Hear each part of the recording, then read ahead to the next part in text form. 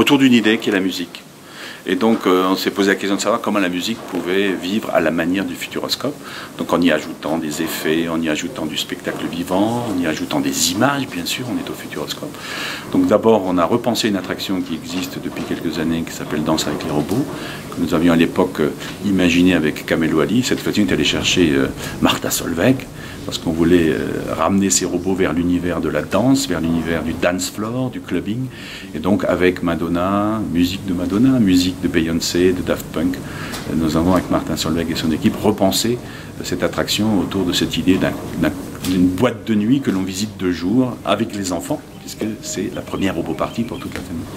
Ensuite, le spectacle du soir, qui est un grand moment dans la visite du Futuroscope, puisqu'on finit sa journée dans les gradins à l'extérieur, devant un dispositif extraordinaire. C'est un lac de 80 mètres de largeur, duquel sortent à peu près 500 tuyaux, desquels sortent du feu, des écrans d'eau sur lesquels on projette de l'image, du laser, de la brume, des feux d'artifice, etc.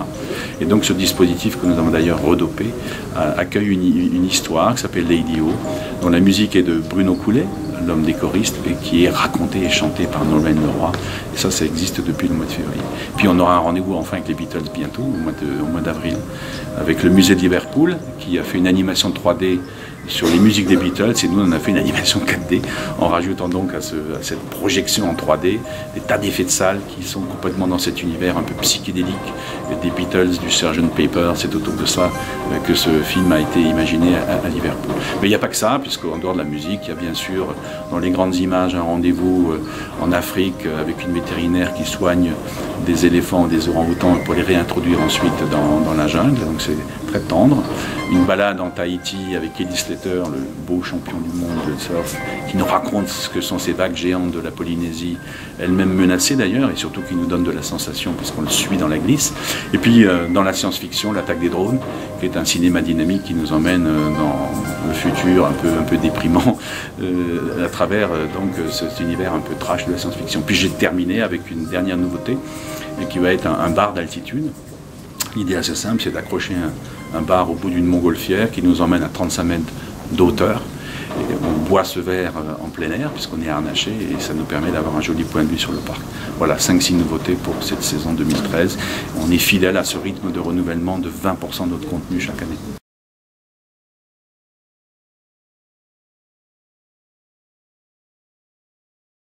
Non, le prix du billet reste le même. D'ailleurs, nous sommes en un ticket moyen de 23 € pour une visite qui dure pratiquement 12 heures. Si on vient en tout cas au printemps, on rentre vers 9h30 et on sort vers minuit. Donc c'est un rapport qualité-prix qui, je pense, est satisfaisant. Effectivement, on dépense de l'ordre de 7-8 millions d'euros cette année. Mais voilà, dans ce métier, si on n'investit pas, si on ne bouge pas, on meurt très vite. Donc on n'a pas trop le choix. On est obligé de trouver des idées, on est obligé de les financer, sinon les gens ne reviennent pas. Ce qu'il faut savoir, c'est qu'aujourd'hui, 2/3 de nos visiteurs sont venus en gros il y a 3 ou 4 ans. Et évidemment, eux attendent qu'il y ait du renouvellement, et il faut qu'on soit à ce rendez-vous-là.